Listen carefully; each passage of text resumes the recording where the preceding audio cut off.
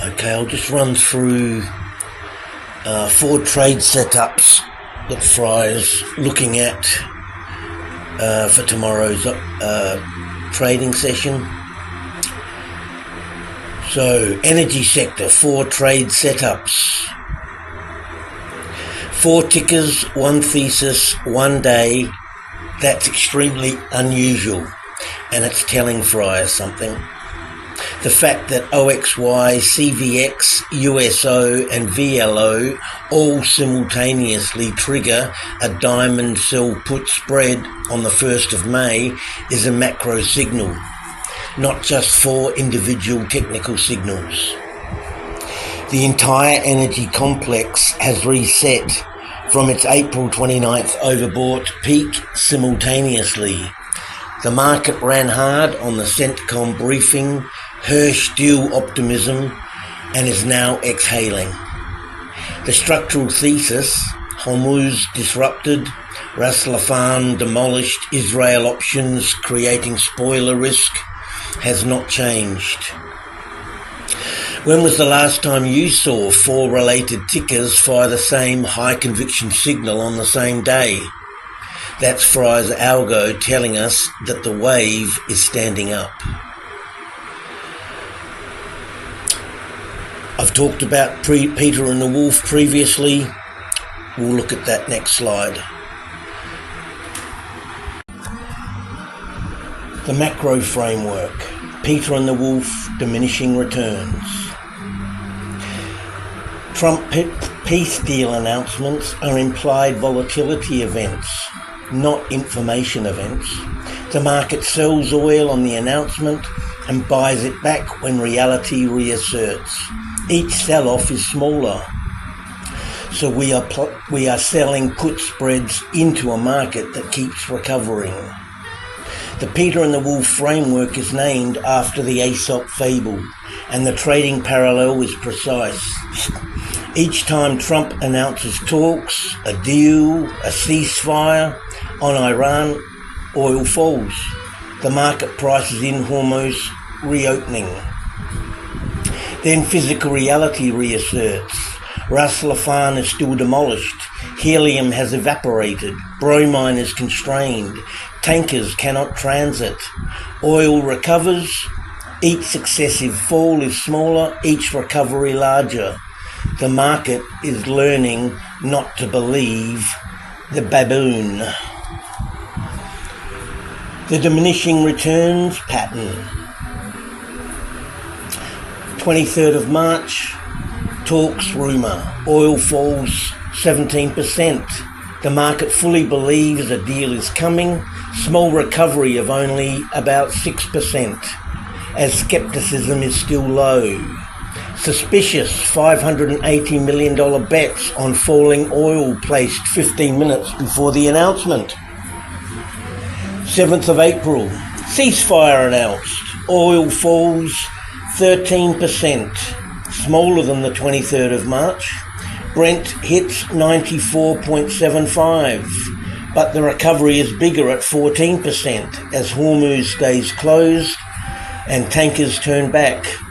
Suspicious $950 million bets on falling oil placed before the announcement. Barren. The 17th of April, Iran foreign minister declares Hormuz open. Oil falls 10%, even smaller dip. Recovery is 13% as Iran reimposed control within hours and tankers turn back. The market now has a track record for reference. 1st of May, Iran peace proposal. Oil falls only 3%, the smallest reaction yet. Trump rejects the proposal same day, recovery 3%. The market barely flinched. Credibility decay is nearly complete. Why this creates the trade opportunity. The Peter and the Wolf dynamic creates a specific entry opportunity. When a peace deal announcement crashes oil temporarily, the underlying prices of USO, OXY, CVX VLO drop, which means put premiums get more expensive. That is your window to sell the put spread at richer premium.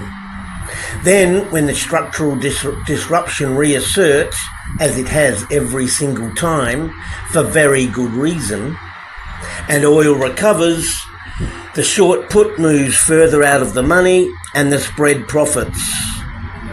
We are selling into a market panic that history shows is consistently wrong. The critical distinction is the structural disruption does not resolve a Trump announcement. Ras Laffan was not undemolished by the Hirsch report. Israel did not stop producing bromine when Trump offered to send $20 billion to Iran. The physical constraints are permanent. The oil falls on peace announcements are temporary and getting shorter every time. The supply shock reality. Oil prices are not high enough. The single most powerful third-party validation of Friar's entire trade thesis. Academic analysis says equilibrium price for oil is $167 to $460. Friar's not claiming we'll get that high just at the moment. We are still at $111. The market is in la-la land. This slide draws on an expert analysis from The Economist and Financial Times, May 2026. Their core insight: oil prices are not yet high enough to destroy the amount of demand that the lost supply requires. That means prices must go higher. The 167 to 460 equilibrium range, the academic rule of thumb: to destroy 13% of oil demand, which is what the Hormuz closure has removed from supply, the price needs to reach 167 to 460 per barrel, according to the academics. This is not a forecast. It is a mathematical relationship between price elasticity of demand and the quantity of demand destruction required.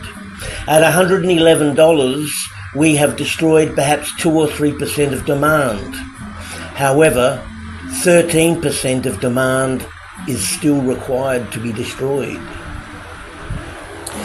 The Ukraine comparison, the most powerful argument. When Russia invaded Ukraine in 2022, markets feared the loss of approximately 3 million barrels per day. Much of that oil found new buyers in China and India, but even so, Brent hit $130. The current Hormuz disruption has removed 14 million barrels a day, 4 or 5 times the Ukraine loss.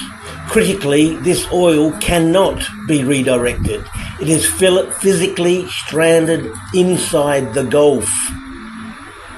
If 3 million barrels a day loss led to $130 Brent, logic says 14 million barrel per day loss should produce a price significantly higher. The market at $111 is implicitly pricing a fast resolution or continued stock drawdowns. Both are becoming less possible by the day. The stock drawdown problem. The 14 million barrel per day deficit is currently absorbed by drawing down stocks at 8 to 10 million barrels per day, an unprecedented rate.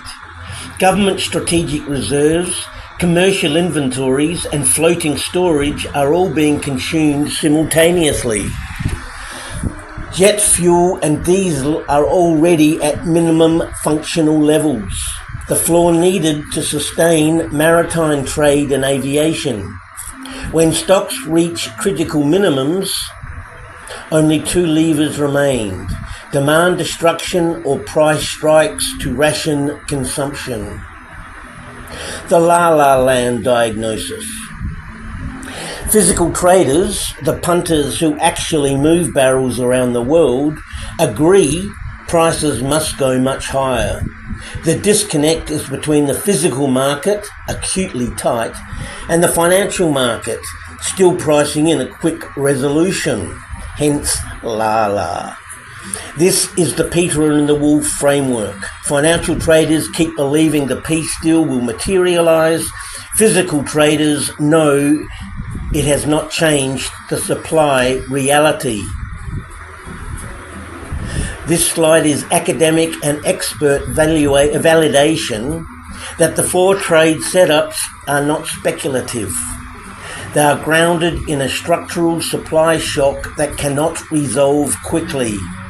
The 167 to 460 range is your asymmetric upside case. The 111 current price is your entry point. The bull put spreads profit even if oil stays here, but the fundamental case says it goes much higher. Okay, we'll start with Occidental Petroleum, OXY, double diamond and an enter now. Oxy's a priority. It triggered diamond sell put spread both on the 30th of April and the 1st of May. Okay, why Oxy specifically? Warren Buffett owns approximately 28% of Occidental Petroleum. He has been a consistent buyer at prices below $60. This is not just sentiment. It is structural support level with $50+ billion committed capital behind it. So Friar's $55 long put sits below Buffett's known accumulation zone. As a Hormuz pure play, OXY's Permian Basin production and Gulf Coast operations make it one of the most direct expressions of Hormuz disruption thesis. No upstream cost noise from integrated operations, just a direct oil price beneficiary. Stochastic reset. Stochastics fell from 99.7 on the 29th of April to 76.4 on the 1st of May. That's just 3 sessions, a 23-point flush. That's the system's ideal cooling pattern, extreme overbought, resolving without a trend break. The price is at the 20 exponential moving average. OXY at $58.71 is sitting almost exactly on the 20 EMA. This is the textbook re-entry zone after a bull trend correction. There's one flag. The momentum remains declining. That's the one indicator that we'd be looking at. In this case, the double diamond signal overrides the momentum holdout. The MACD histogram expansion and stochastic reset together provide the confirmation the system needs. This is a judgment call, and the Doctrine supports entering at full size on a double diamond. So the trade you can see below, a bull put spread, July 17, the short around 57.50, put long 55 put, 50% profit close. The maximum loss is $1.54 per contract. We'd be looking at 4 contracts. Maximum loss $6.16, target profit $192. Remembering that Friar expects to be claiming that profit well before July the 17th. Is $192 target profit worth risking $616? That's a pretty fair question. It looks like 3.2 to 1 against. Well, Friar's hoping he can explain why this is actually a good deal. As we can see, the raw numbers on this slide are accurate, and they should be stated. Look at them clearly. The raw risk-reward ratio 3.2 to 1 against the Friar in dollar terms. I'm not sure that's a good bet. However, we have to consider hidden assumption that changes everything, and that assumption is time. The reality, time transforms this trade.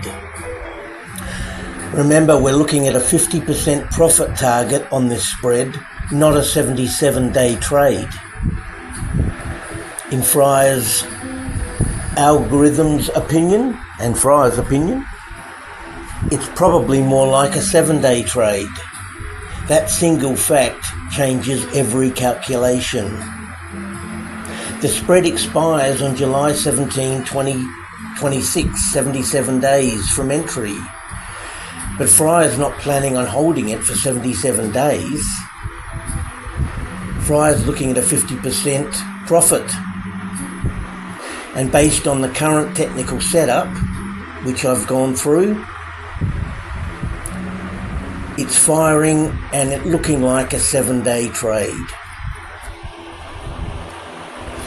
The moment the spread decays to 50% of its value, the position is closed and the capital 616 of defined risk is immediately freed and available for the next trade.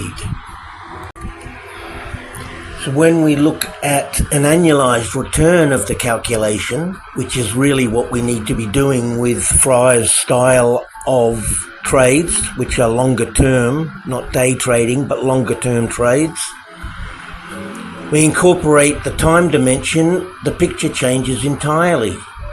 If we look, capital risk, $616, 4 contracts at $154 margin per contract. Target profit, $192, 50% of the 384 net credit received.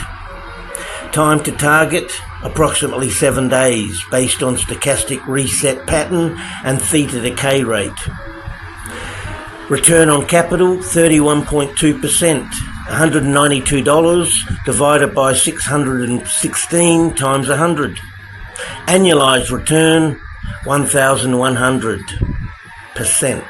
I'll let you check the calculation. The annualized return of around 1,100% is not a projection, it's a mathematical description of what $192 profit in approximately 7 days means on a $616 capital base.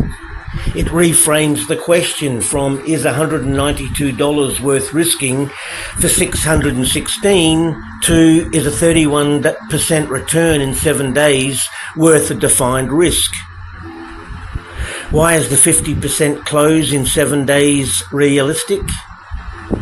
This is not Friar wishful thinking. The conditions that produce rapid theta decay on this specific spread are all present. Stochastic reset from 99.7 to 76.4 in 3 sessions. The overbought flush is complete. MACD histogram expanding positively for 2 consecutive sessions. The bull cross is strengthening.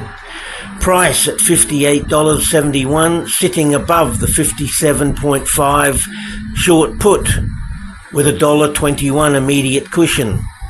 Buffett's $50+ billion accumulation zone below $60, a structural support floor. The Hormuz thesis intact. The macro tailwind is not reversing. When the underlying is comfortably above the short put strike in a confirmable trend, time decay works aggressively in the seller's favor. The spread loses value, which is profit for us as the seller, every single day that OXY stays above $57.50. And these conditions, 50% decay in 7 days, is a conservative estimate, not an optimistic one. This concept is very, very important. Capital recycling engine.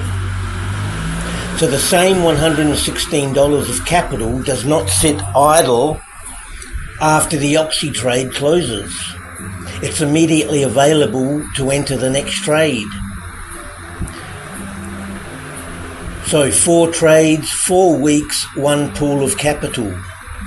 The right side of the slide shows exactly what happens when the capital recycling engine runs across all 4 setups. Obviously, Friar's assuming that his intuition and his algorithm are pointing us in the correct direction. Believe me, the Friar is very confident.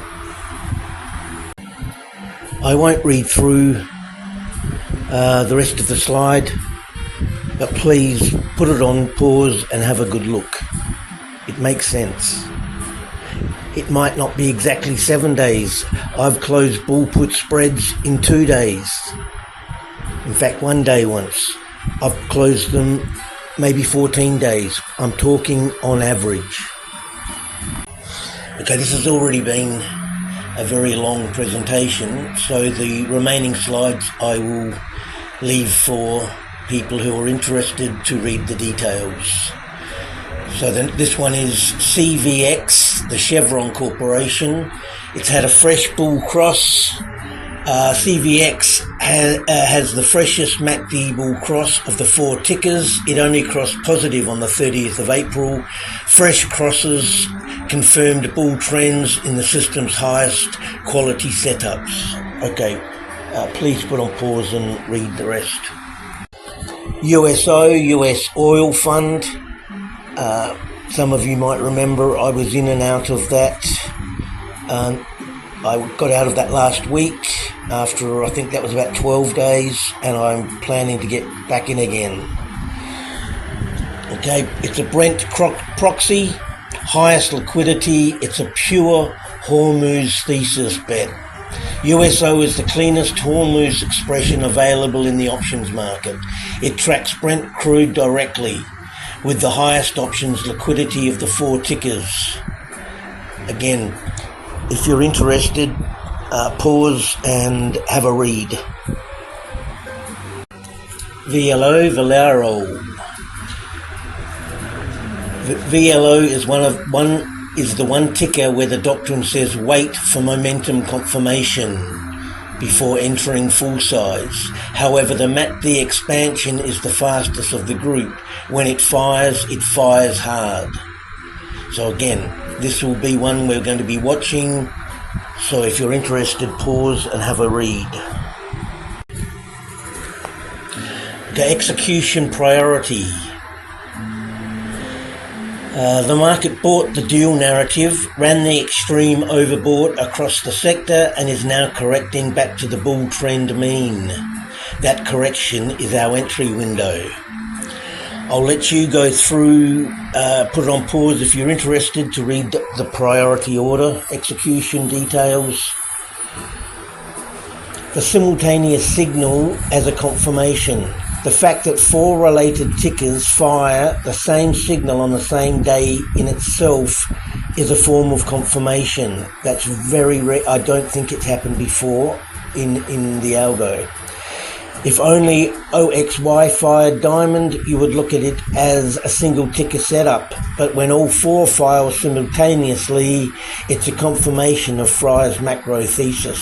The whole energy complex is telling you the same thing. Stochastic reset is complete, bull trend intact, the put spreads are the trade.